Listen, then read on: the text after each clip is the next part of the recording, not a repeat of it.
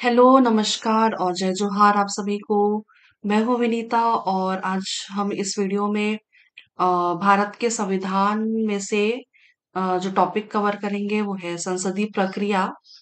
संसदीय प्रक्रिया से काफी सारे सवाल पूछे गए हैं और एज इट इज जो जो अभी पैटर्न में चल रहे हैं, जिस प्रकार के प्रश्न, हम वही प्रश्न आज देखेंगे जो विगत वर्षों में पूछे गए हैं।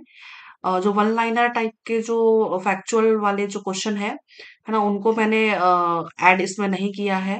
जो इतने महत्वपूर्ण नहीं भी हैं और है ना, वो बहुत पहले पूछे जाते थे 2007-8 वगैरह में। तो वन लाइनर वाले मैंने इसमें ऐड नहीं किए हैं। तो जो अभी के है ना, जो रिसेंटली जिस प्रकार के प्रश्न पूछे जाते हैं ना, उसी तरह के प्रश्न इसमें रखे हैं। ठीक है, तो चलिए आज हमारा पहला प्रश्न देखते हैं क्या है।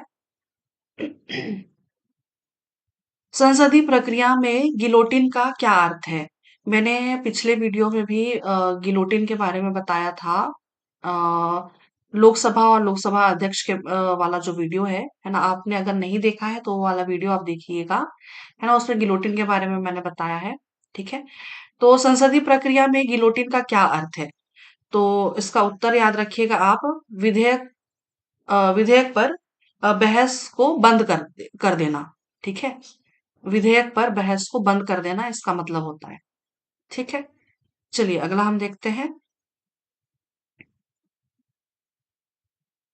निम्नलिखित में से क्या सही नहीं है? क्या सही नहीं है? चलिए देखते हैं क्या सही नहीं है। प्रत्येक धन विधेयक एक वित्त विधेयक होता है, ये सही है। प्रत्येक विधेयक एक धन विधेयक नहीं है ना, ये भी सही है। वित्त विधेयक केवल लोकसभा में प्रस्तावित किया जा सकता है, ये कथन भी सही है। वित्त विधेयक पर राष्ट्रपति के पूर्व हस्ताक्षर होते हैं, बिल्कुल होते हैं। राज्यसभा वित्त विधेयक को 14 दिनों तक रोक कर रख सकती है।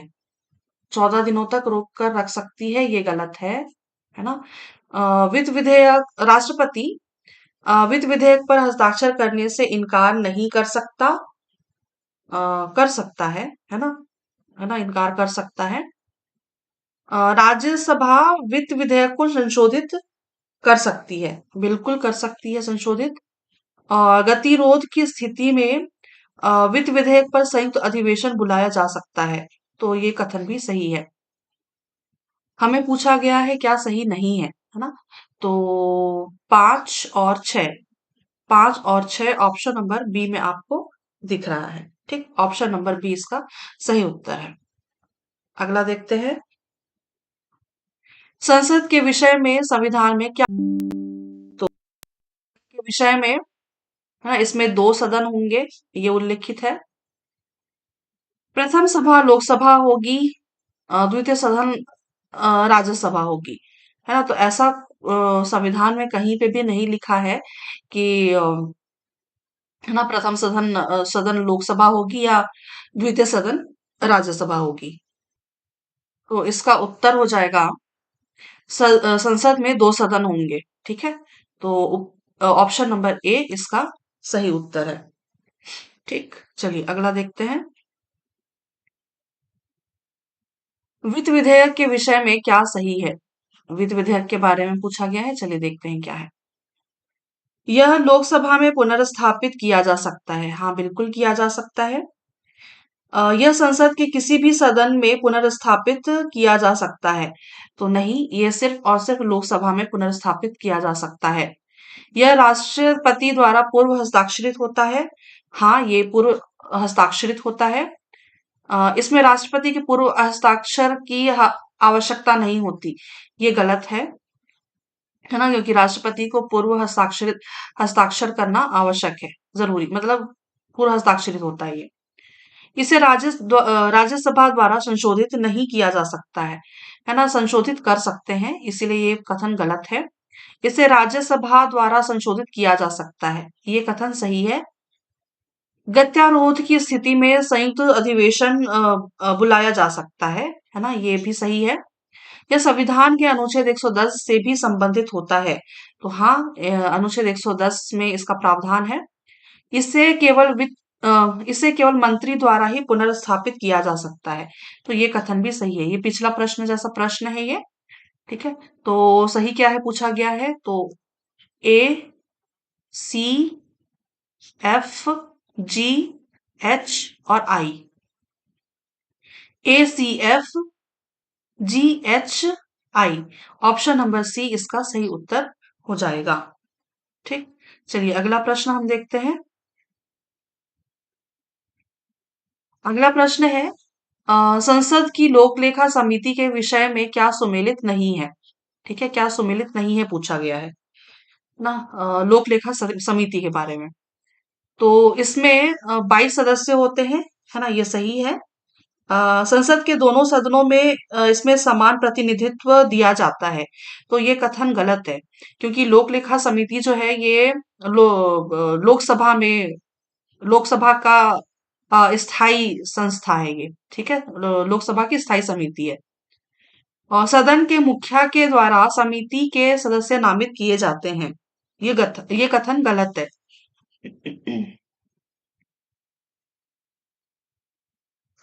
कोई मंत्री इस समिति का सदस्य नहीं हो सकता। ये हाँ, ये सही है। कोई मंत्री इस समिति का सदस्य नहीं हो सकता, क्योंकि लोकसभा की के सदस्य ही, है ना, इस समिति में भाग लेते हैं। अ, केवल वित्त मंत्री इस समिति का पदेन सचिव होता है। ठीक, ये गलत है ना। कोई वित्त मंत्री इस समिति का पदेन सचिव नहीं होता, लोकसभा का अध्यक्ष ही होता है। नहीं नहीं, सॉरी। मतलब लोकसभा अध्यक्ष जो है ना, ये इस समिति का अध्यक्ष बनाता है। ठीक है। तो ये कथन गलत है। केवल वित्त मंत्री इस समिति का पदेन सचिव होता है, ये गलत है। इसका कार्यकाल 1 वर्ष का होता है, ये कथन सही है। ठीक है। तो सुमेलित नहीं है पूछा गया है ना। तो 2, 3 और 5। 2, 3 और 5, ऑप्शन नंबर सी इसका सही उत्तर हो जाएगा। ठीक। चलिए अगला प्रश्न करते हैं। निम्न में से कौन सा व्यय संचित निधि पर भारित होता है। संचित निधि पर पूछा गया है ना। संचित निधि पर कौन सा व्यय भारित होता है। राष्ट्रपति की उपलब्धियां और भत्ते, ये शामिल है ना। उपराष्ट्रपति का वेतन और भत्ता, ये शामिल नहीं है ना। क्यों? क्योंकि उपराष्ट्रपति का कोई वेतन निर्धारित नहीं होता, है ना। और जो उपराष्ट्रपति का वेतन निर्धारित नहीं होता, जो और उपराष्ट्रपति जो है ये राज्यसभा का पदेन सभापति होता है। तो वो सभापति के रूप में अपना वेतन प्राप्त करता है। ठीक है। तो इसलिए ये संचित निधि पर भारित नहीं होता। और क्या है, न्यायाधीशों का वेतन और भत्ता, है ना, ये सही है ना, ये संचित निधि पर होता है। महान्यायवादी का वेतन और भत्ता, ये भी नहीं होता, है ना। क्यों? क्योंकि महान्यायवादी का वेतन जो है ये राष्ट्रपति निर्धारित करता है ना। और राष्ट्रपति जब तक है ना चाहे तब तक महान्यायवादी को अपने काम के लिए रख सकता है। नियंत्रक महालेखा परीक्षक और महालेखा परीक्षक का वेतन और भत्ते, ये सही है। तो हो जाएगा क्या, 1, 3 और 5। 1, 3 और 5, ऑप्शन नंबर बी इसका सही उत्तर होगा। ठीक। अगला प्रश्न करते हैं। गिलोटिन क्या है। गिलोटिन है यह लोकसभा में बहस बंद करने का उपाय है। देखिए ये गिलोटिन से काफी सारे प्रश्न पूछे गए हैं। मैंने पिछला जो वीडियो कराया था लोकसभा और लोकसभा के अध्यक्ष, है ना, तो उसमें भी गिलोटिन से प्रश्न बने थे। और इसमें ये जो संसदीय प्रक्रिया है ना, इसमें भी गिलोटिन के 2 सवाल तो अभी तक हमने देख लिए हैं, है ना। तो गिलोटिन महत्वपूर्ण है। ठीक है। तो गिलोटिन क्या है, यह लोकसभा में बहस बंद करने का उपाय है। चलिए अगला प्रश्न देखते हैं। अगला प्रश्न है, अतारांकित प्रश्न के बारे में कौन से कथन सही नहीं है। चलिए देखते हैं एक बार। अ, ये प्रश्न ना जी विलोपित किया है। चलिए देखते हैं क्यों विलोपित किया है। अतारांकित तारांकित प्रश्न के बारे में कौन से कथन सही नहीं है पूछा गया है। ठीक है, प्रश्न में। इस पर तारा का चिन्ह होता है, तो ये तो कथन गलत है ना? तारा का चिन्ह होता है वो तारांकित होता है। उनके उत्तर मौखिक रूप से नहीं दिए जाते। ये कथन ये कथन सही है, क्योंकि जो उत्तर है ना वो लिखित दिए जाते हैं, है ना? अतारांकित प्रश्न जो होते हैं वो लिखित दिए जाते हैं। इस तरह के प्रश्नों के उत्तर के बाद पूरक प्रश्न नहीं किए जाते, नहीं होते। तो ये कथन सही है ना? क्योंकि पूरक प्रश्न पूछे जाते हैं, है ना? ठीक है, पूरक प्रश्न होता है। इस पर तारा का चिन्ह नहीं होता, है ना? ये कथन भी सही है। ऐसे प्रश्नों के उत्तर लिखित दिए जाते हैं, ये सही है, ये भी, है ना? तो यहाँ पे पूछा गया है क्या सही नहीं है, ठीक है? और सिर्फ यहाँ पे एक ही यहाँ पे सही नहीं दिख रहा है, ठीक है? तो ये प्रश्न इसलिए विलोपित कर दिया गया है। सीजीपीएससी का एग्जाम हुआ था, ठीक है? चलिए अगला हम देखते हैं। तो इसका ये चीज आप याद रखिएगा, है ना? जो मैंने बताया ये सारी चीजें याद रखिएगा। अगला देखते हैं। अगला है, यदि एक विधेयक एक मंत्री के द्वारा राज्यसभा में पुनर्स्थापित किया गया और राज्यसभा उसे पारित नहीं किया, है ना? तो क्या होगा? अ, पारित नहीं किया तो विधेयक जो है ना वो निरस्त हो जाएगा, ठीक है? विधेयक जो है वो निरस्त हो जाएगा। प्रश्न एक बार फिर से देख लीजिए। यदि एक विधेयक एक मंत्री के द्वारा राज्यसभा में पुनर्स्थापित किया गया और राज्यसभा ने उसे पारित नहीं किया, तो क्या होगा? तो विधेयक जो है ना वो निरस्त हो जाएगा। सिंपल सा प्रश्न है। अगला देखते हैं। अगला है, संसद की संयुक्त बैठक में यदि विधेयक पारित नहीं हुआ तो क्या होगा? संसद की संयुक्त बैठक में यदि विधेयक पारित नहीं हुआ तो यह मंत्रिपरिषद की स्थिति को प्रभावित नहीं करेगा, है ना? मंत्रिपरिषद की स्थिति को प्रभावित नहीं करेगा। इसका उत्तर हो जाएगा ऑप्शन नंबर सी। अगला देखते हैं। अगला प्रश्न है, संसद के संयुक्त सत्र के विषय में सही क्या है? ठीक है, सही क्या है पूछा गया है, चलिए देखते हैं। संयुक्त सत्र आहूत करना राष्ट्रपति की स्वविवेकी शक्ति है, ये गलत है, ठीक है? संसद की अनुशंसा पर राष्ट्रपति संयुक्त सत्र आहूत करते हैं, संसद के अनुशंसा पर नहीं करते हैं ये, तो ये कथन भी गलत है। इसकी अध्यक्षता स्पीकर करता है ना? ये कथन सही है। स्पीकर मतलब अध्यक्ष, है ना? इसकी अध्यक्षता है ना लोकसभा का अध्यक्ष करता है, ठीक? तो ये कथन सही है। स्पीकर की अनुपस्थिति में राज्यसभा का उपसभापति इसकी अध्यक्षता करता है। ये कथन गलत है। हाँ, ये कथन गलत है, ठीक है? स्पीकर की अनुपस्थिति में यह राज्यसभा का उपसभापति इसकी अध्यक्षता करता है। ये कथन गलत है। यह गतिरोध के विषय पर विचार करती है ना? तो ये कथन भी सही है। यह वित्त विधेयक पर भी विचार करती है ना? तो ये कथन भी सही है। तो हो जाएगा सी, ई और F, C E F, option number C इसका सही उत्तर है। चलिए अगला प्रश्न देखते हैं। अगला है, निम्नलिखित में से कौन सा संघीय बजट की तैयारी और उसे संसद में पेश करने के लिए उत्तरदायी होता है? संघीय बजट की तैयारी और उसे संसद में पेश करने के लिए उत्तरदायी होता है, तो याद रखिएगा आप, आर्थिक कार्य विभाग, आर्थिक कार्य विभाग। अगला देखते हैं। तारांकित प्रश्नों के विषय में सही क्या है? चलिए देखते हैं क्या है। उत्तर मौखिक दिए जाते हैं, हाँ ये सही है। उत्तर लिखित दिए जाते हैं, ये कथन गलत है, क्योंकि लिखित उत्तर अतारांकित प्रश्नों के दिए जाते हैं। पूरक प्रश्न पूछे जाते हैं, बिल्कुल पूछे जाते हैं। पूरक प्रश्न नहीं पूछे जाते, ये गलत है। उत्तर पर बहस की जाती है, नहीं। उत्तर पर स्पीकर का नियंत्रण रहता है, नहीं, है ना? तो दो कथन यहाँ पे सही है। एक और तीन, एक और तीन, ऑप्शन नंबर बी इसका सही उत्तर है, ठीक? चलिए अगला प्रश्न देखते हैं। अ, अगला यहाँ पे व्याख्या दिया हुआ है ना? तारांकित प्रश्न के प्रावधान, है ना। इसमें तारा का चिन्ह बना होता है। उत्तर मौखिक रूप में दिए जाते हैं, पूरा प्रश्न पूछे जाते हैं। ठीक, अगला देखते हैं। कहाँ गया? अगला है, संसद के संयुक्त अधिवेशन में विधेयक पारित माना जाएगा। तो संयुक्त अधिवेशन में विधेयक कब पारित माना जाएगा? जब दोनों सदनों के उपस्थित तथा मतदान करने वाले सदस्यों के बहुमत द्वारा, है ना, दोनों सदनों के उपस्थित तथा मतदान करने वाले सदस्यों के बहुमत द्वारा, है ना, विधेयक पारित माना जाएगा। ठीक है, इसका उत्तर हो जाएगा ऑप्शन नंबर डी।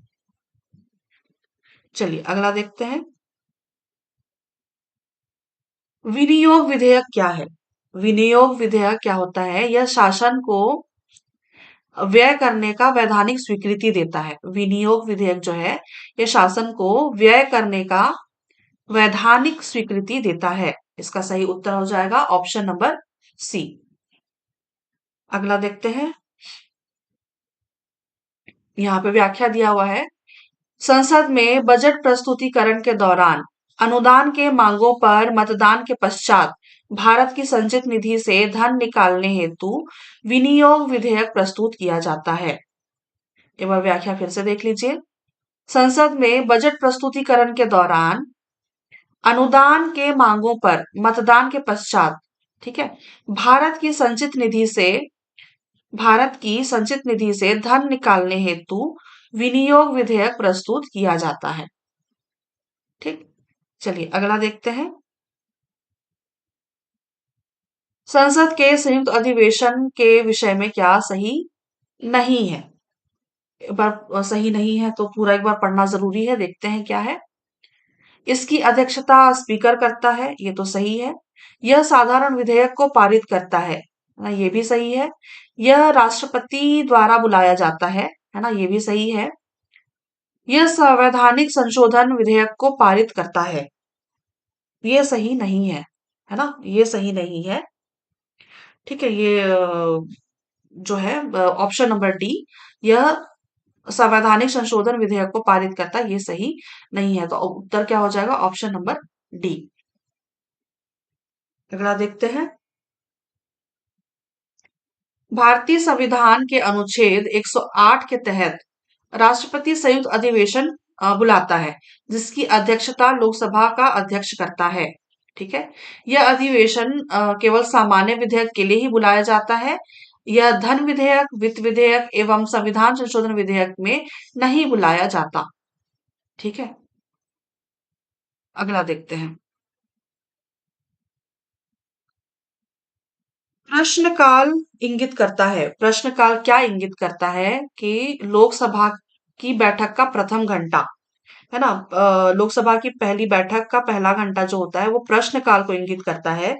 और प्रश्नकाल के तुरंत बाद लगभग 12 बजे, है ना, 12 बजे, है ना, 12 बजे शून्य काल शुरू हो जाता है। ठीक है, 12 बजे शून्य काल स्टार्ट हो जाता है।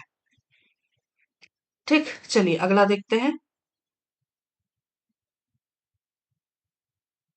कहाँ गया? अगला है, लोकसभा के संबंध में निम्नलिखित में से कौन सा सही नहीं है? तो लोकसभा के संबंध में जो है ये ग्रीष्मकालीन सत्र है जो, है ना, ये सही नहीं है। बाकी बजट सत्र, मानसून सत्र और शीतकालीन सत्र, है ना, ये सही है। ठीक है, चलिए अगला देखते हैं। यहाँ पे व्याख्या दिया हुआ है, चलिए एक बार देखते हैं। संसद का सत्र न्यूनतम 2 बार होना चाहिए और दो सत्रों के बीच 6 महीने से अधिक अंतराल नहीं होना चाहिए। भारतीय संसद में मुख्य रूप से 3 सत्र होते हैं। बजट सत्र होता है फरवरी में, सभी को पता है। मानसून सत्र होता है जुलाई से अगस्त में, और शीतकालीन सत्र होता है दिसंबर में। ठीक है, अगला देखते हैं। यदि एक विधेयक लोकसभा से पारित होने के बाद राज्यसभा में भेजा जाए तो इस बीच लोकसभा का सत्रावसान हो जाए और इस बीच लोकसभा का सत्रावसान हो जाए तो क्या होगा? है ना? तो क्या होगा, विधेयक व्यपगत नहीं हो जाएगा, मतलब वो उसका लैप्स नहीं होगा। विधेयक जो है ना वो लैप्स नहीं होगा। ठीक है, ये सही है। राज्यसभा विधेयक पर विचार कर सकती है, तो हाँ बिल्कुल कर सकती है। लोकसभा उस पर पुनः विचार करेगी, है ना? तो ऐसा नहीं है ना? हाँ, लोकसभा से तो पारित हो चुका है ना? तो वो पुनः विचार क्यों करेगी? क्या व्यपगत हो जाएगा? तो नहीं होता व्यपगत, है ना? लैप्स नहीं होता। तो इसका उत्तर क्या हो जाएगा? ए और बी। ए और बी, ऑप्शन नंबर ए इसका सही उत्तर होगा। अगला प्रश्न देखते हैं। संसद के दोनों सदनों का संयुक्त अधिवेशन क्यों आयोजित होता है? तो संयुक्त अधिवेशन क्यों आयोजित होता है? देखते हैं पूरा कथन क्या है। भारत के राष्ट्रपति के निर्वाचन के लिए, तो बिल्कुल भी नहीं। उपराष्ट्रपति के निर्वाचन के लिए, ये भी नहीं होता। संविधान संशोधन से संबंधित विधेयक को पारित करने के लिए, तो ये भी नहीं होता। एक ऐसे विधेयक पर विचार करने और उसे पारित करने के लिए जिस पर दोनों सदनों में मतभेद हो, है ना? यानी कि सामान्य विधेयक। ठीक है, तो इसका क्या हो जाएगा उत्तर? सिर्फ 4 नंबर का ही सही है, तो केवल 4 इसका सही उत्तर हो जाएगा, ऑप्शन नंबर डी। ठीक है, चलिए अगला हम देखते हैं।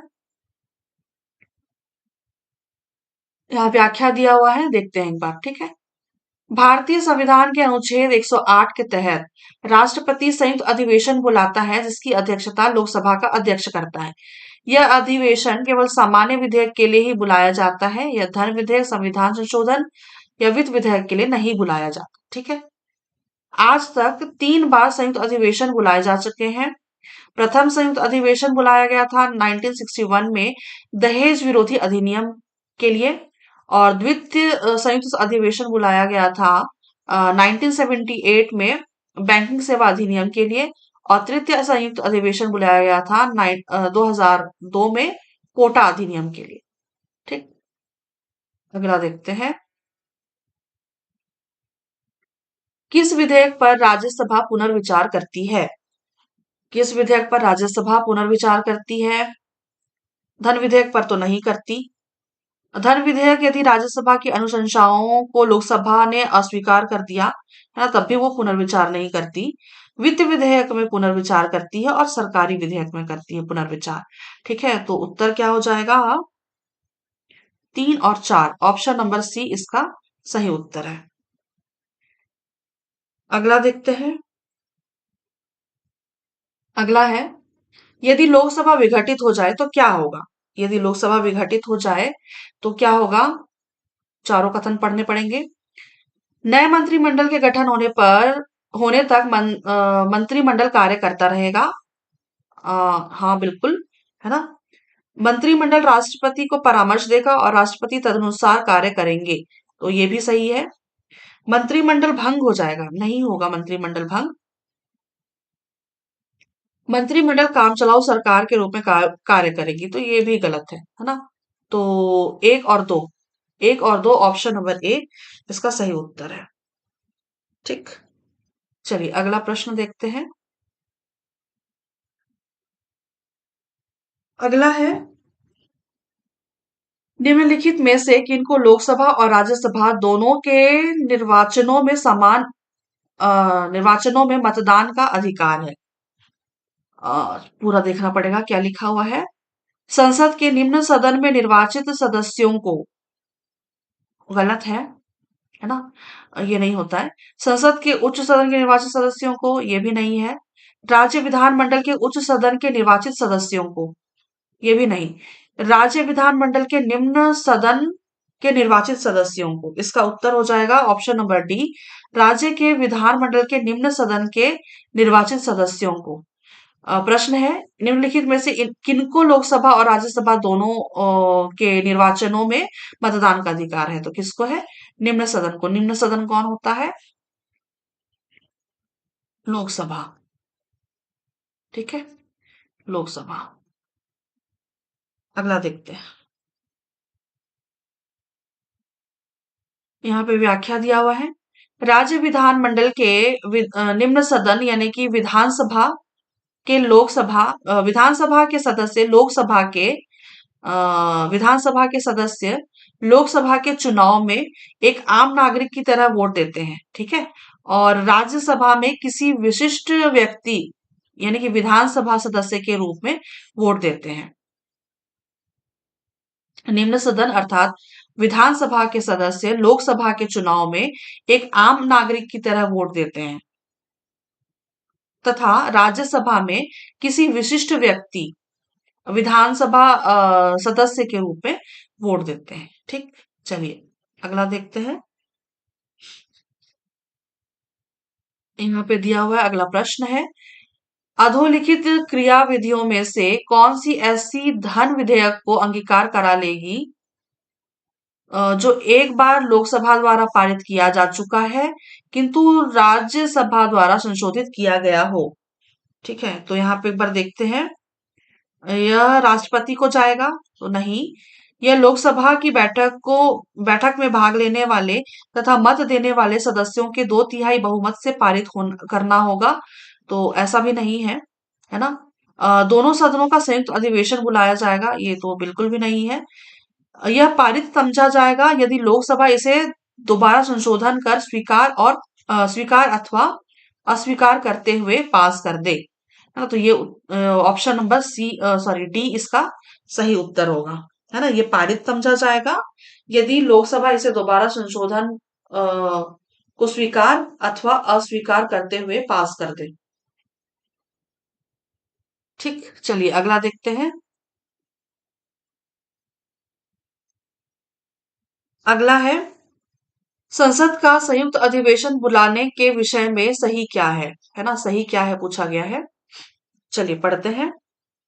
यदि विधेयक एक सदन में पारित हो चुका है और दूसरा सदन पहले सदन से असहमत है, संयुक्त अधिवेशन के विषय में यदि विधेयक एक सदन में पारित हो चुका है और दूसरा सदन पहले सदन से असहमत है, तो ये सही है, ठीक है। यदि एक सदन दूसरे सदन के द्वारा विधेयक में प्रस्तावित संशोधन से असहमत है, ये पॉइंट भी सही है। इसके 4 माह के बाद राष्ट्रपति संसद का संयुक्त अधिवेशन बुलाएंगे, तो ये कथन तो गलत है ना, ऐसा नहीं होता। यदि लोकसभा राज्यसभा से असहमत है तो राष्ट्रपति संयुक्त अधिवेशन बुलाएंगे, है ना। ये कथन सही है। लोकसभा राज्यसभा में असहमत है तो राष्ट्रपति संयुक्त अधिवेशन बुलाएंगे, ठीक है।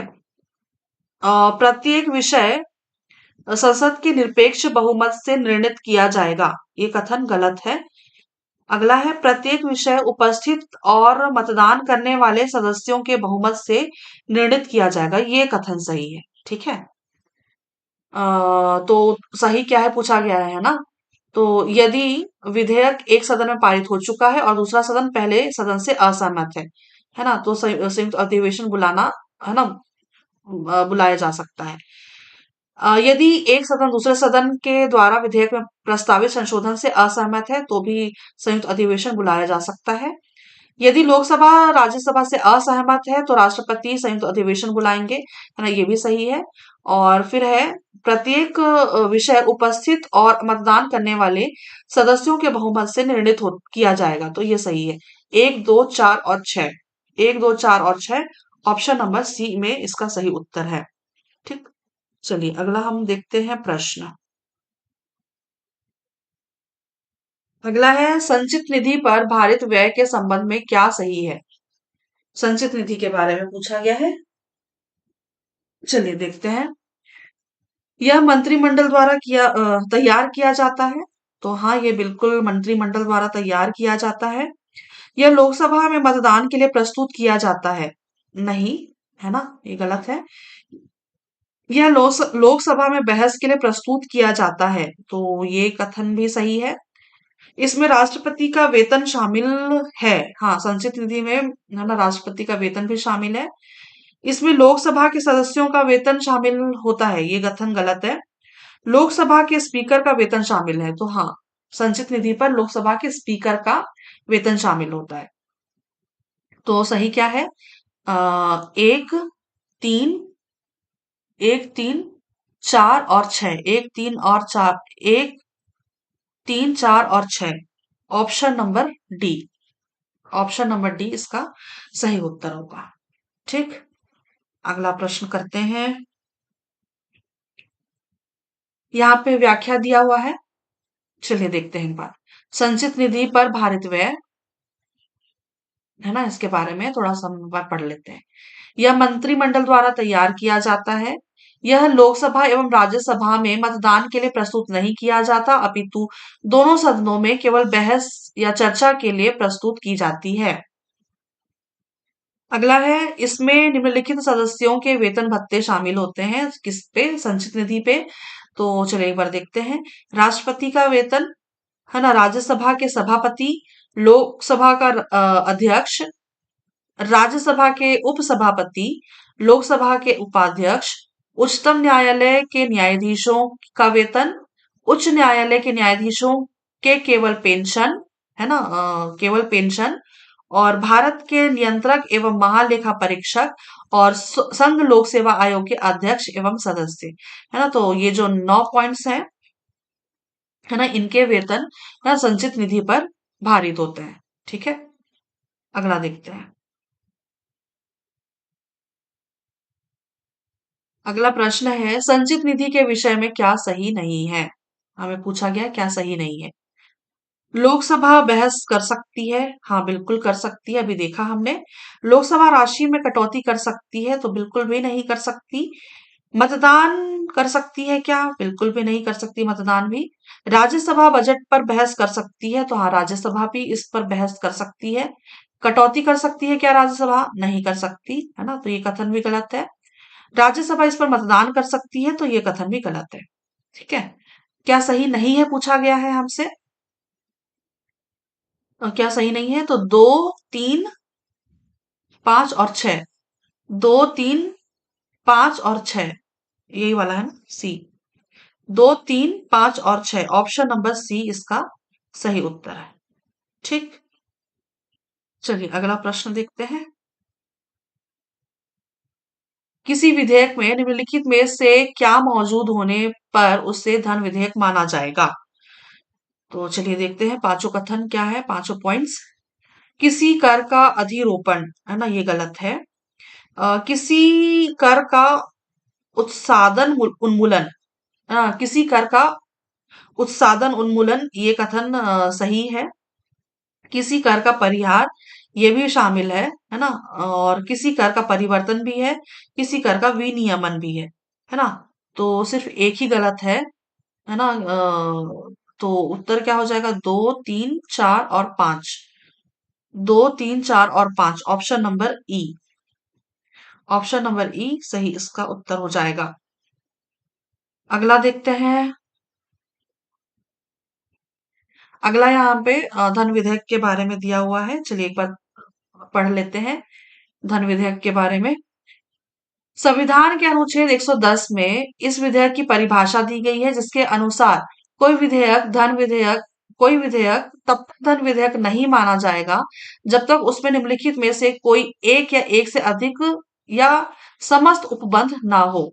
ठीक है, किसी कर का अधिरोपण या इसी को इम्पोजिशन कहते हैं, उत्सादन यानी कि एबोलाइजेशन, ठीक है, परिहार यानी कि रिमिशन, और परिवर्तन या विनियमन यानी कि ऑल्टरेशन या रेगुलेशन। ठीक है, तो ये पॉइंट्स याद रखिएगा। किसी कर का अधिरोपण, उत्सादन, परिहार या इसके अलावा परिवर्तन या विनियमन। ठीक है, यह केंद्रीय सरकार द्वारा उधार लिए गए धन का विनियमन, है ना। उपबद्ध जो है ना, तब तक नहीं, धन विधेयक तब तक धन विधेयक नहीं माना जाएगा जब तक इसमें कोई एक, है ना, ये उपबंध ना हो, है ना। केंद्रीय सरकार द्वारा उधार लिए गए धन का विनियमन। इसके अतिरिक्त भारत की संचित निधि पर भारित किसी व्यय की उद्घोषणा या इस प्रकार के किसी व्यय की राशि में वृद्धि, भारत की संचित निधि या आकस्मिक निधि की अभिरक्षा, ऐसी किसी निधि में धन जमा करना या उसमें से धन निकालना। भारत की संचित निधि या लोक लेखा में किसी प्रकार के धन की प्राप्ति या अभिरक्षा या इनसे व्यय या इनका केंद्र राज्य की निधियों का लेखा परीक्षण, या यहाँ पे हल्का सा दिख नहीं रहा है, मैं आपको बता देती हूँ। भारत की संचित निधि से धन का विनियोग, भारत की संचित निधि से धन का विनियोग, धन का ओ कैसे लिखा रहा है, धन का विनियोग। ठीक है, तो ये सारे कुछ पॉइंट्स हैं, है ना। अम, अ, कि ऐसे उपबंध हो तभी ये विधेयक माना जाएगा। ठीक है, धन विधेयक। अगला देखते हैं, अगला क्या लिखा हुआ है। यद्यपि कोई विधेयक केवल निम्न कारणों से धन विधेयक नहीं माना जाएगा कि वह किसी स्थानीय प्राधिकारी या निकाय द्वारा स्थानीय प्रयोजनों के लिए किसी कर का अधिरोपण, उत्सादन, परिहार, परिवर्तन या विनियमन का उपबंध करता है, या जुर्मानों या अन्य धनीय शस्तियों का अधिरोपण करता है, या अनुविज्ञ अनुज्ञप्तियों के लिए फीसों या की गई सेवाओं के लिए फीसों की मांग करता है ना। तो कोई भी विधेयक, धन विधेयक, है ना, इन कारणों से, ये जो कारण दिए हुए हैं, इन कारणों से धन विधेयक नहीं माना जाएगा कि वो, है ना, ये सारे जो पॉइंट्स हैं। ठीक है, ये हमने एक बार रीड कर लिया है। तो चलिए हम अगला देखते हैं क्या है प्रश्न। अगला है हमारा प्रश्न, बजट के विषय में सही क्या है। चलिए देखते हैं। बजट मंत्रिमंडल द्वारा स्वीकृत किया जाता है। हाँ, बिल्कुल, ये कथन सही है। सदन में पुनर्स्थापित करने के पूर्व बजट पर राष्ट्रपति का हस्ताक्षर आवश्यक है। तो हाँ, ये सही है। विनियोग विधेयक प्रस्तुत करने के पूर्व उस पर राष्ट्रपति का हस्ताक्षर आवश्यक है। तो ये गलत है ना। विनियोग विधेयक प्रस्तुत करने से पूर्व राष्ट्रपति का हस्ताक्षर आवश्यक नहीं है। सदन अनुदान मांगों में वृद्धि कर सकता है, मांगों में वृद्धि नहीं कर सकता। ठीक है, सदन अनुदान के मांगों में वृद्धि नहीं कर सकता, ये कथन सही है। यदि यदि बजट पारित नहीं करता है तो मंत्रिमंडल को त्यागपत्र देना पड़ता है। सदन यदि बजट पारित नहीं करता तो मंत्रिमंडल को त्यागपत्र देना पड़ता है, ये कथन सही है। ठीक है, बजट पारित नहीं होता तो मंत्रिमंडल को त्यागपत्र देना पड़ता है। तो सही क्या है? 1, 2, 5 और 6। 1, 2, 5 और 6, option number C. Option number C इसका सही उत्तर होगा। अगला प्रश्न देखते हैं। अगला यहाँ पे व्याख्या दिया है बजट के विषय में, सही क्या है? मेरे ख्याल से वही है जो हमने पढ़ा अभी। बजट मंत्रिमंडल द्वारा स्वीकृत किया जाता है। सदन में पुनर्स्थापित करने के पूर्व बजट पर राष्ट्रपति के हस्ताक्षर आवश्यक है। विनियोग विधेयक प्रस्तुत करने के पश्चात उस पर राष्ट्रपति का हस्ताक्षर आवश्यक है ना। सदन अनु सदन अनुदान मांगों में कटौती कर सकती है किंतु वृद्धि नहीं कर सकती, है ना, ये भी याद रखिएगा। सदन यदि बजट पारित नहीं करता, सदन यदि बजट पारित नहीं करता तो मंत्रिमंडल को त्यागपत्र देना पड़ता है। ठीक, तो बजट के बारे में कुछ पॉइंट्स हैं, आप याद रखिएगा। अगला देखते हैं हम। भारत में संसदीय व्यवस्था है। भारत में संसदीय व्यवस्था है क्योंकि प्रधानमंत्री वास्तविक प्रधान है। हाँ, सही है ये कथन। अच्छा, हमें सही उत्तर का चयन करना है। ठीक है, यहाँ पे मंत्रिमंडल सॉरी मंत्रिमंडल में सामूहिक उत्तरदायित्व है, ये कथन भी सही है। मंत्रिमंडल लोकसभा के प्रति उत्तरदायी है, ये भी सही है। और फिर है राष्ट्रपति का पद निर्वाचित है। है राष्ट्रपति का पद निर्वाचित है ना, निर्वाचित तो होता है किंतु, अच्छा, संसदीय व्यवस्था में, है ना, संसदीय व्यवस्था में राष्ट्रपति का पद निर्वाचित नहीं होता, है ना, क्योंकि जो राष्ट्रपति का जो पद होता है ना, ये है ना गणतंत्र व्यवस्था है। ठीक है, याद रखिएगा। गणतंत्र व्यवस्था। राष्ट्रपति का जो पद है वो निर्वाचित जरूर होता है, किंतु ये संसदीय व्यवस्था नहीं है, ये गणतंत्र व्यवस्था है। ठीक है। तो इसका सही उत्तर क्या होगा? अ, प्रधानमंत्री वाला हो जाएगा एक दो तीन। एक दो और तीन, ऑप्शन नंबर सी इसका सही उत्तर है। ठीक है। अगला है लोक लेखा समिति के बारे में। लोक लेखा समिति के विषय में सही क्या है पूछा गया है। चलिए देखते हैं। इसमें 15 सदस्य लोकसभा और 7 सदस्य राज्यसभा से चुने जाते हैं। ये कथन तो सही है ना? ये कथन सही है। 15 सदस्य लोकसभा से और 7 सदस्य राज्यसभा से, यानी कि टोटल 22 सदस्य होते हैं।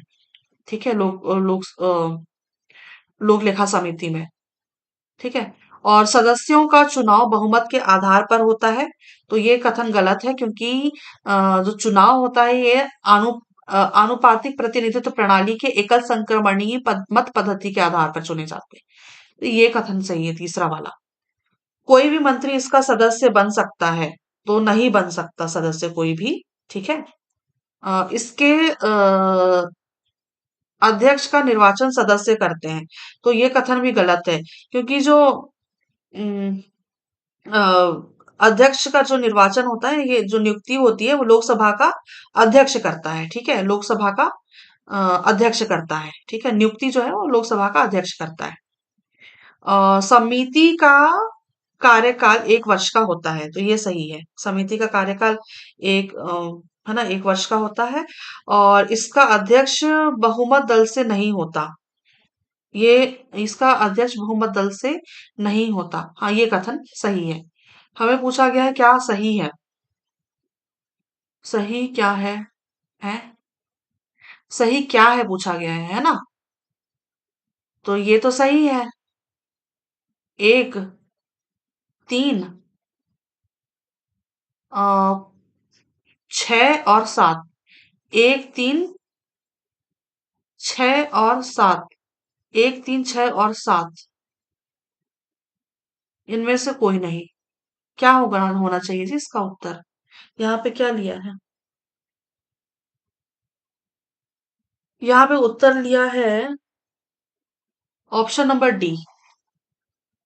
ऑप्शन नंबर डी इसका उत्तर लिया है, 2, 3, 6 और 7। सदस्यों का चुनाव बहुमत के आधार पर होता है। बहुमत के आधार पर तो नहीं होता, है ना? ये सही है, क्योंकि बहुमत के आधार पर नहीं होता, ये एकल संक्रमणीय मत पद्धति पर होता है ना? और तीसरा क्या लिखा हुआ है? हैं?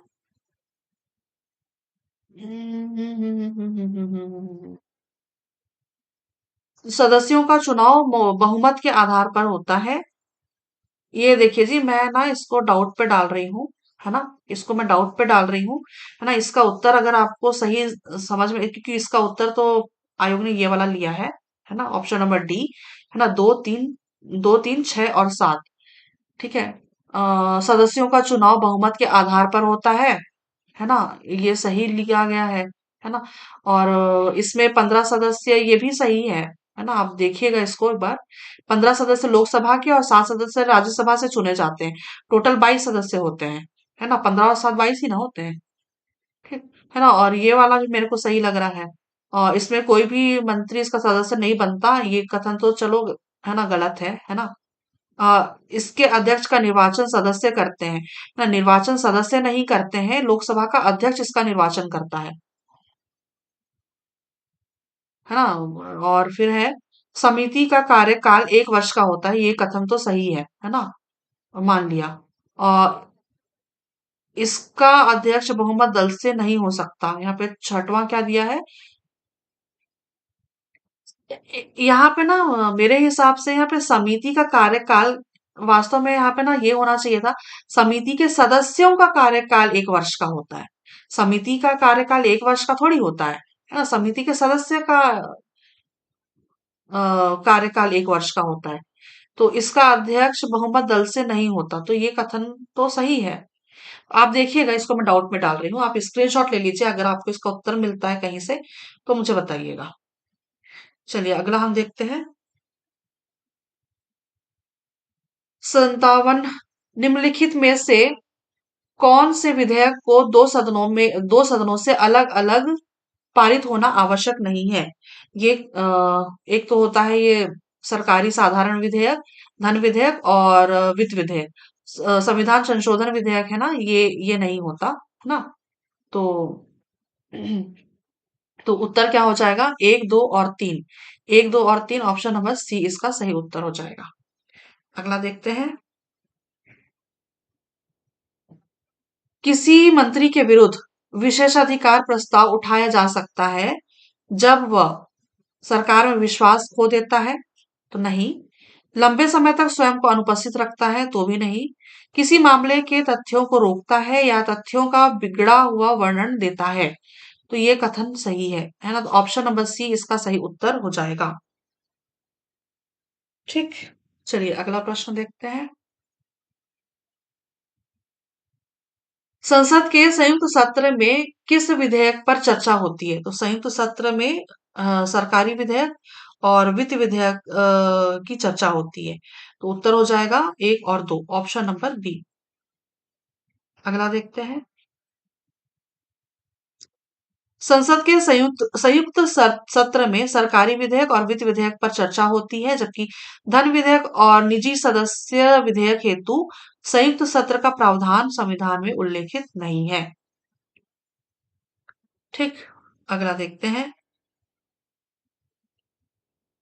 भारत के राष्ट्रपति के विशेष अभिभाषण के संदर्भ में निम्नांकित में कौन सा कथन सत्य है? चलिए देखते हैं। अ, लोक राष्ट्रपति लोकसभा के साधारण निर्वाचन के पश्चात प्रथम सत्र और प्रत्येक वर्ष के प्रथम सत्र के आरंभ में संसद के दोनों सदनों की संयुक्त बैठक को संबोधित करता है, तो ये कथन सही है। ठीक। राष्ट्रपति अपने अभिभाषण में संसद को उसके आह्वान के कारणों के विषय में सूचित करता है, तो ये कथन भी सही है। तो उत्तर क्या हो जाएगा? एक और दो दोनों सही हैं। ठीक है, ऑप्शन नंबर सी। अगला यहाँ पे व्याख्या दिया हुआ है। भारतीय संविधान के अनुच्छेद 87 के अनुसार राष्ट्रपति को अभिभाषण का प्रावधान है, जो राष्ट्रपति द्वारा साधारण निर्वाचन के पश्चात प्रथम सत्र और प्रत्येक वर्ष के प्रथम सत्र के आरंभ में संसद के दोनों सदनों की संयुक्त बैठक को संबोधित करता है। राष्ट्रपति अपने अभिभाषण में संसद को उसके आह्वान के कारणों के विषय में सूचित करता है। ठीक। चलिए अगला हम देखते हैं। संसदीय व्यवस्था वाली सरकार वह होती है जिसमें तो संसदीय व्यवस्था वाली सरकार वह होती है जिसमें देखते हैं क्या है। संसद के सभी राजनीतिक दलों का सरकार में प्रतिनिधित्व होता है, ये गलत है। सरकार के संसद के प्रति उत्तरदायी होता है और उसके द्वारा हटाई जा सकती है, ये सही है ना, ये सही है। तो ऑप्शन नंबर बी इसका सही उत्तर हो जाएगा। संसदीय व्यवस्था वाली सरकार वह होती है जिसमें सरकार के संसद के प्रति उत्तरदायी होता है और उसके द्वारा हटाई जा सकती है, ऑप्शन नंबर बी। अगला देखते हैं। अगला है, संसदीय शासन के संदर्भ में क्या सही है? चलिए देखते हैं। राष्ट्रपति संवैधानिक प्रमुख है, सही है। मंत्रिमंडल वास्तविक प्रधान है, ये भी सही है। राष्ट्रपति का पद निर्वाचित होता है, राष्ट्रपति का पद निर्वाचित होता है, लेकिन ना ये अभी देखा था ना हमने, ये संसदीय प्रक्रिया नहीं है, है ना, ये गणतंत्र व्यवस्था है। ठीक है, तो इसका ना ये राष्ट्रपति का पद निर्वाचित है, ये गलत है ना, ये संसदीय प्रक्रिया नहीं है। मंत्रिपरिषद में सामूहिक उत्तरदायित्व है, तो ये भी सही है। प्रधानमंत्री संसद के किसी भी सदन का सदस्य हो सकता है, ये नहीं है। राज्यसभा का एक सदस्य लोकसभा के बहुमत दल का नेता निर्वाचित हो सकता है, नहीं हो सकता है, तो ये कथन भी गलत है ना। प्रधानमंत्री का नेतृत्व है, प्रधानमंत्री का नेतृत्व है, ये सही है। तो हमें पूछा क्या गया है, सही क्या है ना। एक दो चार और सात, एक दो चार और सात, ऑप्शन नंबर सी इसका सही उत्तर होगा। चलिए अगला देखते हैं।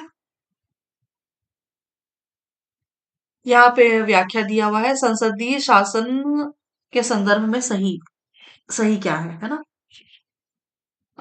राष्ट्रपति सांविधानिक प्रमुख होता है, मंत्रिमंडल वास्तविक प्रधान है, मंत्रिपरिषद में सामूहिक उत्तरदायित्व है, प्रधानमंत्री का नेतृत्व है। जबकि प्रधानमंत्री संसद के किसी भी सदन का सदस्य हो सकता है, प्रधानमंत्री किसी भी सदन का सदस्य हो सकता है, यह संसदीय प्रक्रिया ना होकर प्रधानमंत्री की एक योग्यता है। राष्ट्रपति का पद निर्वाचित है, यह गणतंत्र व्यवस्था का द्योतक है, ठीक है।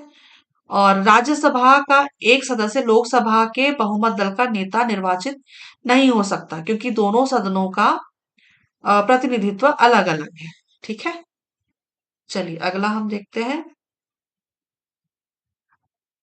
अगला है, कटौती प्रस्ताव का उद्देश्य क्या होता है। कटौती प्रस्ताव का उद्देश्य क्या होता है, बजट प्रस्तावों के खर्च में कमी का प्रस्ताव प्रस्तुत करना, है ना। सिंपल सा है, कटौती से ही समझ में आ रहा है। बजट प्रस्तावों के खर्च में कमी का प्रस्ताव प्रस्तुत करना। अगला देखते हैं, संसदीय शासन व्यवस्था में राजनीतिक सजातीयता का अर्थ क्या है। पूरा पढ़ना पड़ेगा, है ना, कूट में है प्रश्न।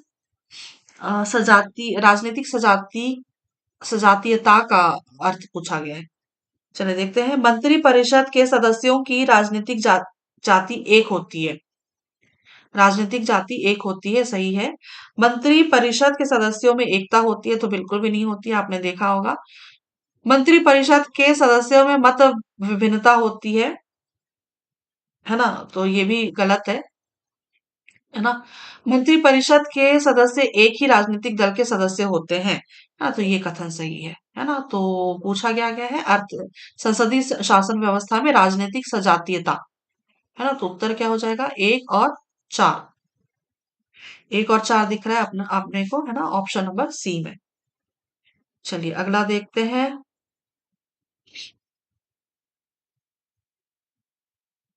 व्याख्या में भी वही दिया हुआ है, संसदीय शासन व्यवस्था में राजनीतिक सजातीयता का अर्थ क्या है ना। मंत्रिपरिषद के सदस्यों की राजनीतिक जाति एक होती है, मंत्रिपरिषद के सदस्य एक ही राजनीतिक दल के सदस्य होते हैं, वही है। अगला देखते हैं, सही क्या है। चलिए देखते हैं सही क्या है। संसद राष्ट्रपति और दो सदनों, राज्यसभा और लोकसभा से मिलकर बनेगी, है ना, ये सही है। प्रथम सदन लोकसभा होगा, ये कथन गलत है। द्वितीय सदन राज्यसभा होगा, ये भी कथन गलत है। क्यों? क्योंकि प्रथम सदन के बारे में और द्वितीय सदन के बारे में संविधान में कहीं भी कोई उल्लेख नहीं मिलता है। हम सिर्फ लोकसभा को प्रथम सदन के नाम से जानते हैं और राज्यसभा को द्वितीय सदन के नाम से जानते हैं, ठीक है। तो इसका उत्तर क्या होगा, सिर्फ और सिर्फ एक सही है ना, ऑप्शन नंबर ए इसका सही उत्तर हो जाएगा। अगला देखते हैं।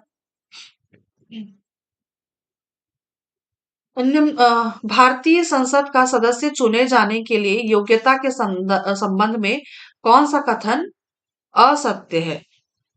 भारतीय संसद के सदस्य चुने जाने के लिए योग्यता के संबंध में, ठीक है, भारत का नागरिक होना आवश्यक है, बिल्कुल सही है। लोकसभा के लिए कम से कम 25 वर्ष की उम्र होनी चाहिए, सही है। और राज्यसभा के लिए कम से कम 30 होनी चाहिए, ये भी सही है ना। और कोई आपराधिक पृष्ठभूमि नहीं होनी चाहिए। कितना सिंपल सा सवाल है, सिंपल सा सवाल है भाई ये।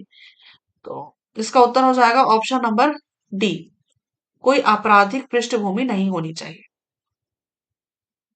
अगला देखते हैं, धन विधेयक के विषय में क्या सही है। धन विधेयक के बारे में पूछा गया है, फिर से पांचों कथन पढ़ने पड़ेंगे। चलिए देखते हैं। यह केवल लोकसभा में पुनर्स्थापित किया जा सकता है, ये कथन सही है। यह लोकसभा विघटित हो यदि लोकसभा विघटित हो तो यह राज्यसभा में भी पुनर्स्थापित किया जा सकता है, ये कथन सरासर गलत है। ठीक है। और राज्यसभा धन विधेयक को 14 दिन तक रोक कर रख सकती है, तो ये रोक करके रख सकती है। ठीक है। और धन विधेयक राष्ट्रपति द्वारा प्रमाणित किया जाता है।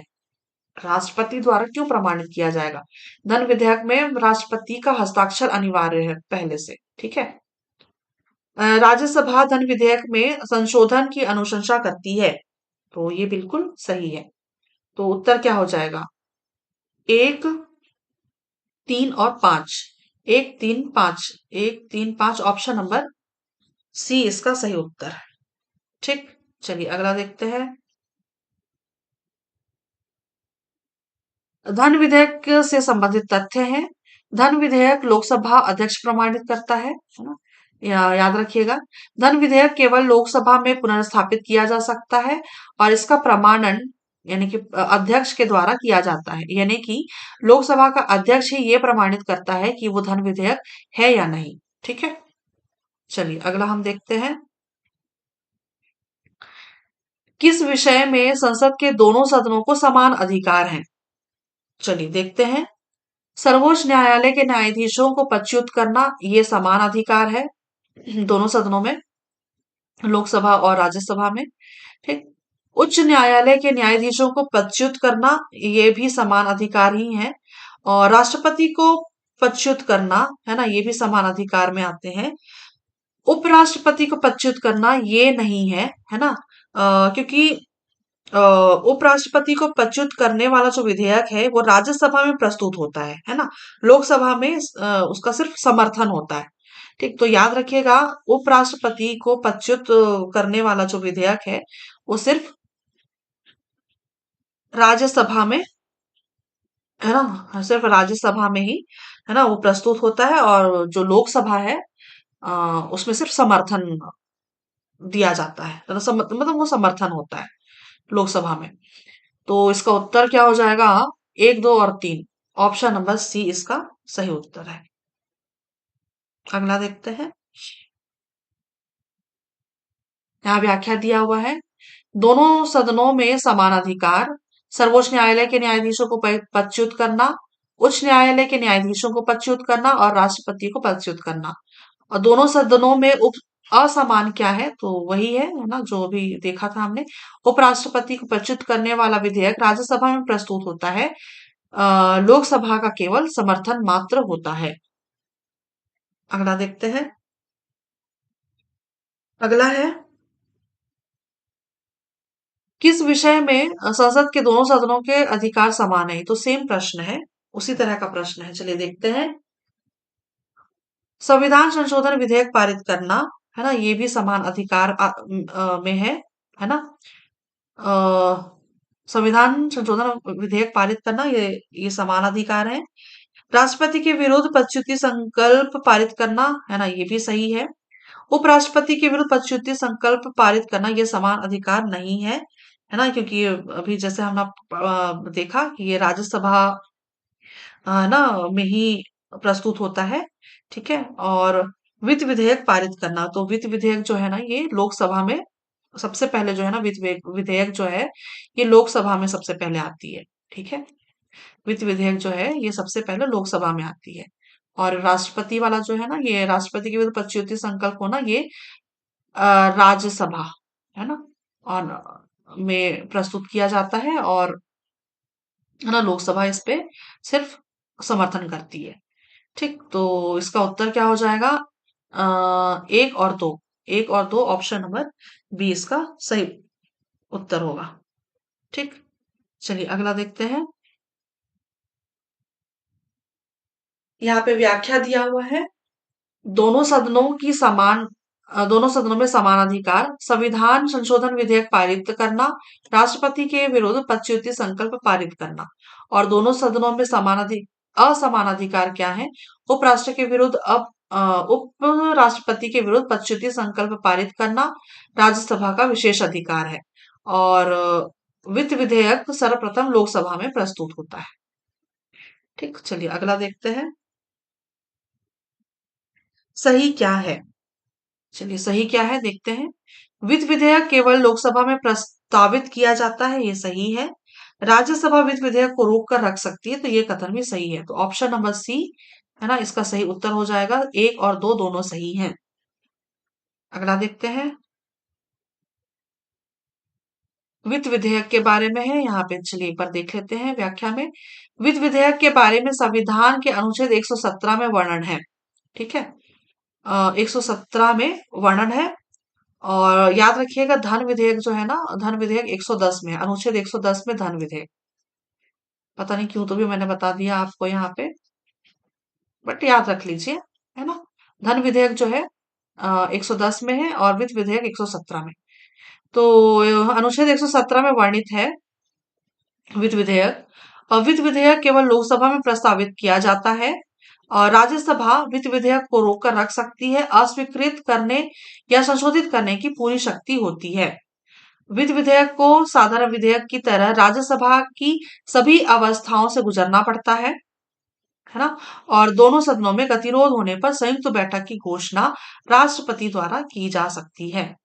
ठीक, ये वित्त विधेयक के बारे में कुछ पॉइंट्स हैं। आप चलिए याद रखिएगा। अगला हम देखते हैं क्या है। अगला प्रश्न यहाँ पे दिया हुआ है। ये प्रश्न आई थिंक हमने पिछला एक बार किया हुआ है ना। धन विधेयक में क्या सम्मिलित होता है? करों का अधिरोपण, करों का उत्सादन, करों का परिहार और करों का नियमन। ठीक ना, परिवर्तन और परिवर्तन या नियमन। ठीक है, तो ये चारों के चारों सम्मिलित होते हैं। तो इसका उत्तर हो जाएगा ऑप्शन नंबर डी, है ना, अनुच्छेद 110, याद रखिएगा। अगला देखते हैं।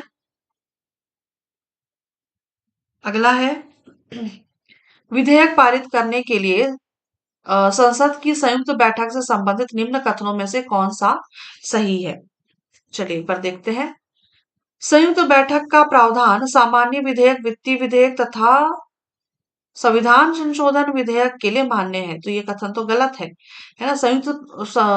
संयुक्त बैठक का प्रावधान जो है ये सामान्य विधेयक, वित्त विधेयक और सरकारी विधेयक के लिए होता है ना। संविधान संशोधन विधेयक के लिए नहीं होता। ठीक है, तो ये कथन गलत है। किसी भी स्थिति में राज्यसभा का उपसभापति संयुक्त सभा का अध्यक्षता नहीं कर सकता, तो ये कथन गलत है। क्योंकि किसी भी स्थिति में राज्यसभा का उपसभापति है ना कर सकता है अध्यक्षता। सबसे पहले तो है ना संयुक्त सभा की बैठक का जो की अध्यक्षता कौन करता है? सबसे पहले तो लोकसभा का अध्यक्ष करता है ना। और अध्यक्ष यदि उपस्थित नहीं है तो लोकसभा का उपाध्यक्ष करेगा। और लोकसभा का उपाध्यक्ष भी अगर अनुपस्थित है तो राज्यसभा का उपसभापति करेगा, है ना। और मान लीजिए कि राज्यसभा का उपसभापति भी अनुपस्थित है ना बैठक में, तो सदस्यों द्वारा जो निर्वाचित होंगे ना, सदस्यों द्वारा निर्वाचित का मतलब, सॉरी, मतलब सदस्यों में से चुना जाएगा जो वरिष्ठतम सदस्य होंगे, है ना, वो अध्यक्षता करेंगे, है ना। तो ये कथन भी इसीलिए गलत हो जाता है। और संयुक्त सभा के लिए दोनों सदनों के कुल सदस्यों का 1/6 भाग, है ना, 1/6 यानी कि 1/6 की गणपूर्ति कोरम होनी चाहिए। तो ये कथन भी गलत है क्योंकि ना 1/10वां भाग होना चाहिए, 1/10, है ना। 1/10 गणपूर्ति होनी चाहिए। तो ये तीनों के तीनों कथन जो है ना गलत है। हमें क्या पूछा है, सही क्या है? तो उत्तर उसका हो जाएगा इनमें से कोई नहीं। ठीक, ऑप्शन नंबर डी। अगला देखते हैं। यहाँ पे व्याख्या दिया हुआ है संयुक्त बैठक के बारे में। संयुक्त बैठक का प्रावधान सामान्य विधेयक, वित्त विधेयक और सरकारी विधेयक के लिए मान्य है, जबकि धन विधेयक, संविधान संशोधन विधेयक एवं निजी सदस्य विधेयक पर संयुक्त अधिवेशन का कोई प्रावधान नहीं है। संयुक्त अधिवेशन की अध्यक्षता लोकसभा का अध्यक्ष करता है ना। 118 के 4 में लिखा हुआ है ये। और लोकसभा अध्यक्ष की अनुपस्थिति में निम्न पदाधिकारी अधिवेशन की अध्यक्षता करते हैं, है ना। यही चीज मैंने अभी थोड़ी देर पहले बताया। लोकसभा का अध्यक्ष के अगर अनुपस्थित है लोकसभा का अध्यक्ष, तो उपाध्यक्ष करेगा, है ना, लोकसभा के उपाध्यक्ष। और फिर उस अगर लोकसभा के उपाध्यक्ष नहीं भी हैं, तो लोकसभा सॉरी राज्यसभा के उपसभापति, और उपसभापति भी नहीं है तो सदस्यों द्वारा चुना गया व्यक्ति। ठीक है। और संयुक्त सभा के लिए दोनों सदनों के कुल सदस्यों का 1/10वां की गणपूर्ति या कोरम होनी चाहिए, है ना। वो जो जो भी कथन अभी मैंने थोड़ी देर पहले बताया प्रश्न में, है ना, ये सारे यहाँ पे लिखे हुए हैं व्याख्या में। चलिए अगला हम देखते हैं प्रश्न। अगला है, भारतीय संसदीय समूह आईपीजी। आईपीजी का मतलब होता है इंडियन पार्लियामेंट्री ग्रुप। ठीक है। भारतीय संसदीय समूह के संदर्भ में कौन सा कथन सही है? कौन सा कथन सही है? चलिए देखते हैं। यह एक स्वायत्त संस्था नहीं है। यह एक स्वायत्त संस्था नहीं है। हमें क्या पूछा है? सही है ना। तो ये कथन गलत है, क्योंकि ये एक स्वायत्त संस्था ही है ना। अ, स्वायत्त संस्था का मतलब आप समझते होंगे ना। स्वायत्त संस्था मतलब सिंपल से लैंग्वेज में आप समझिए, स्वायत्त संस्था का मतलब होता है जो सरकारी नियंत्रण और निर्देशन के बिना काम करती है ना। खुद के रूल रेगुलेशन होते हैं, खुद का संविधान होता है उनका, है ना। ये स्वायत्त संस्था होती है। तो भारतीय संसदीय समूह जो है ना, इंडियन पार्लियामेंट्री ग्रुप, है ना, ये स्वायत्त संस्था है। ठीक है। तो ये कथन जो है पहला वाला, ये गलत है। संसद के पूर्व सदस्य इसके सदस्य बन सकते हैं। संसद के पूर्व सदस्य संसद के पूर्व सदस्य इसके सदस्य बन सकते हैं। ये कथन भी गलत है, क्योंकि सभी सदस्य जो है ना, सभी सदस्य, है ना, सभी सदस्य बन सकते हैं इसमें, है ना। उसमें कोई भी हो सकता है ना। उसमें जो मौजूद वहां पे जितने भी सदस्य हैं, कोई भी सदस्य बन सकता है। और है ना, ये कथन इसलिए गलत होता है। लोकसभा का उपाध्यक्ष तथा राज्यसभा का उपसभापति समूह के पदेन उपाध्यक्ष होते हैं। तो ये सही है ना। लोकसभा का उपाध्यक्ष और राज्यसभा का उपसभापति समूह के पदेन उपाध्यक्ष होते हैं। ये कथन सही है। तो पूछा गया सही क्या है, पूछा गया है ना, बस, है ना। तो option number C, sorry, 3, option number 3, sorry, कथन सिर्फ 3 वाला ही सही हो जाएगा। Option number D. ठीक है, केवल 3 इसका सही उत्तर होगा। अगला देखते हैं। व्याख्या दिया हुआ है, सॉरी, भारतीय संसदीय समूह आईपीजी के संदर्भ में। ठीक है। भारतीय संसदीय समूह इंडियन पार्लियामेंट्री ग्रुप की स्थापना स्वायत्त निकाय या स्वायत्त संस्था के रूप में 1949 में की गई। संसद के सभी सदस्य इस समूह के सदस्य हो सकते हैं। यहाँ तक कि भूतपूर्व सांसद भी इसके सहयोगी सदस्य हो सकते हैं। सहयोगी सदस्यों के अधिकार सीमित होते हैं, है ना, ये भी याद रखिएगा। और लोकसभा अध्यक्ष इसके पदेन अध्यक्ष होते हैं। लोकसभा के उपाध्यक्ष तथा राज्यसभा के उपसभापति इस समूह के पदेन उपाध्यक्ष होते हैं।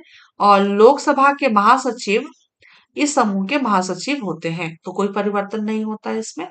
चलिए अगला हम देखते हैं। संसद की अनुमान समिति के विषय में पूछा गया है। है ना, सही क्या है?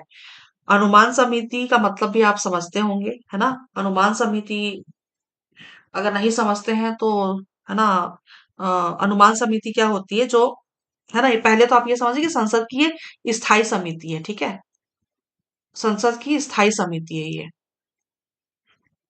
संसद की स्थायी समिति होती है अनुमान समिति।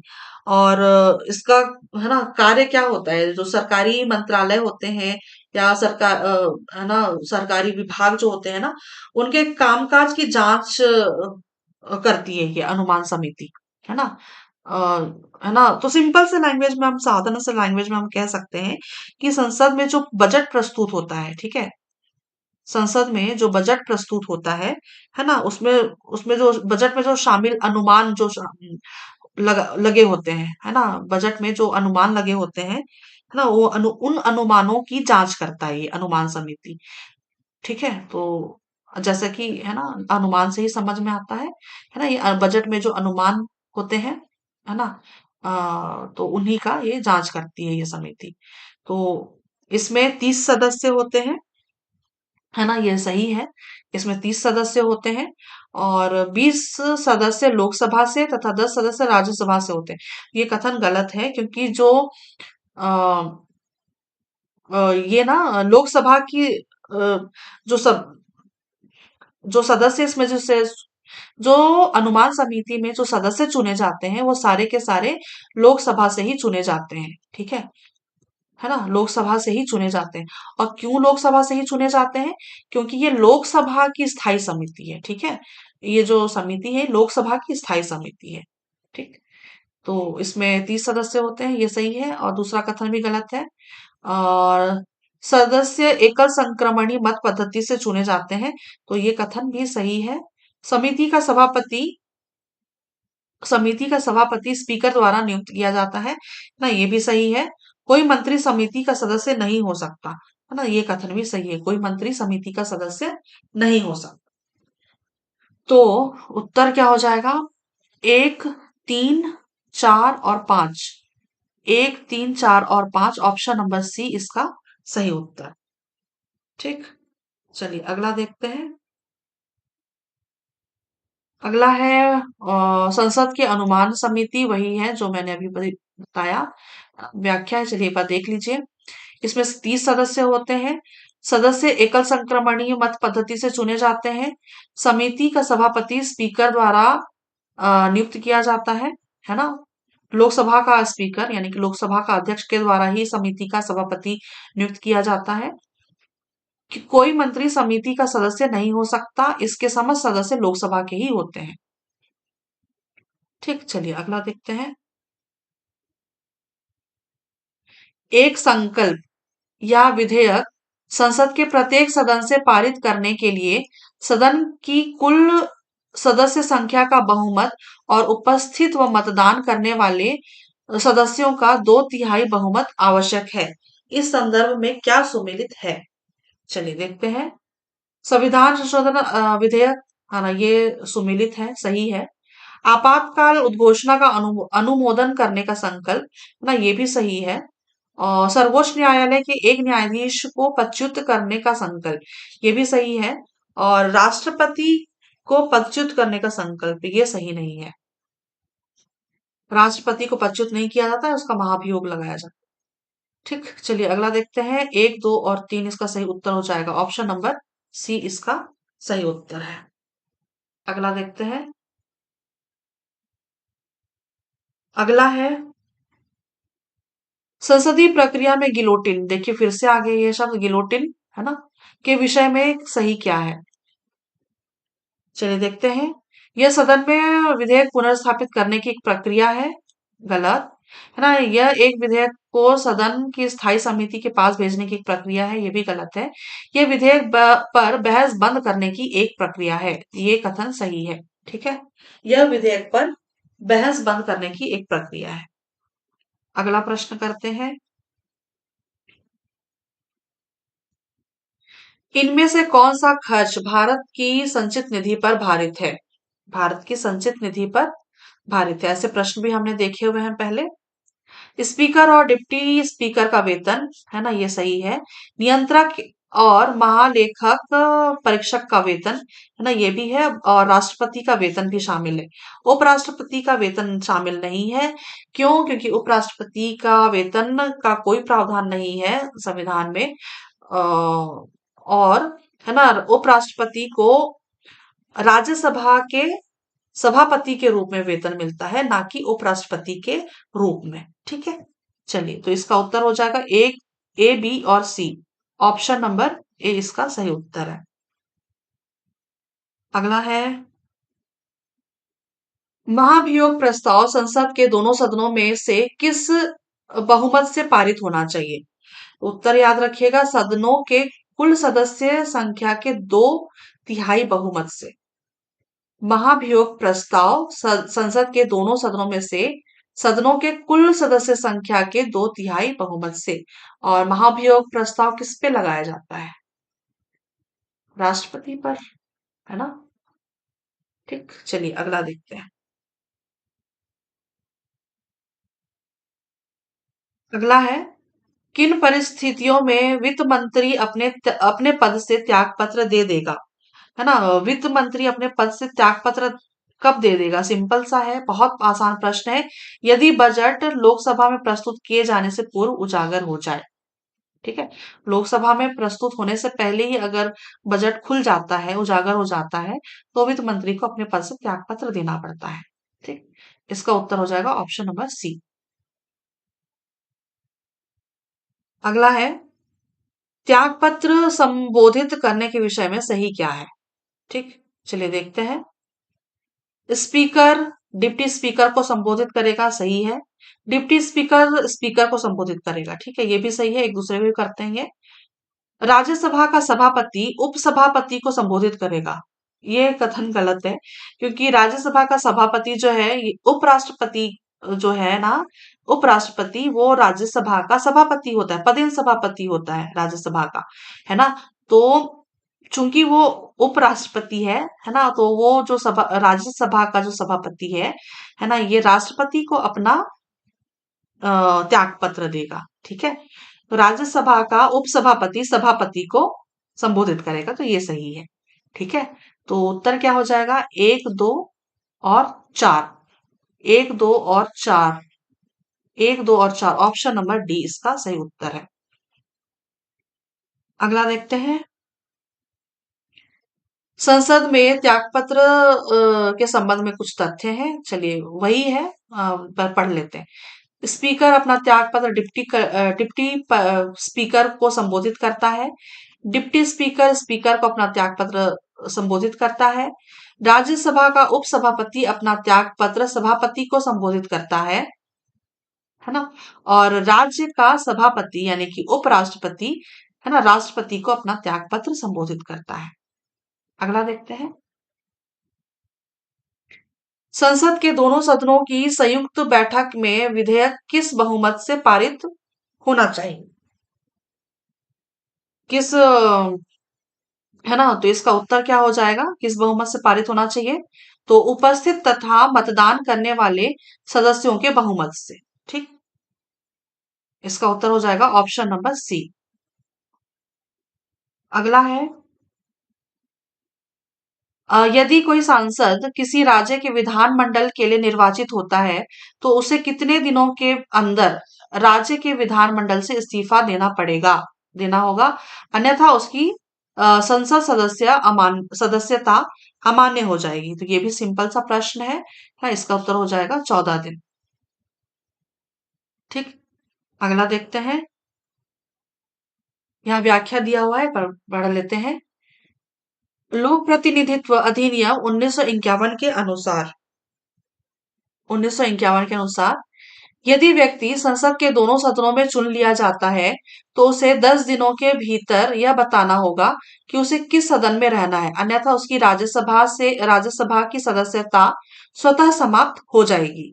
और दूसरा पॉइंट है, यदि व्यक्ति संसद या राज्य विधानमंडल में निर्वाचित हो जाता है, तो उसे 14 दिनों के भीतर राज्य विधानमंडल की सीट खाली करनी होती है, अन्यथा संसद में उसकी सदस्यता समाप्त हो जाती है। ठीक है, तो ये वाला तथ्य भी आप याद रखिएगा। ये प्रश्न पूछा गया था, कब का है ये? सीजीपीएससी प्री 2022 का प्रश्न है। ठीक है, चलिए यहाँ पे आज के हमारे सारे प्रश्न समाप्त होते हैं। संसदीय प्रक्रिया से संबंधित जितने भी प्रश्न थे जो इम्पोर्टेंट थे, लगभग लगभग मैंने सारे प्रश्न करा दिए हैं। ठीक है, फिर मैं आपसे मिलती हूँ अगले किसी टॉपिक के साथ। तब तक के लिए आप सभी को ऑल द बेस्ट एग्जाम के लिए। धन्यवाद, शुक्रिया और आभार।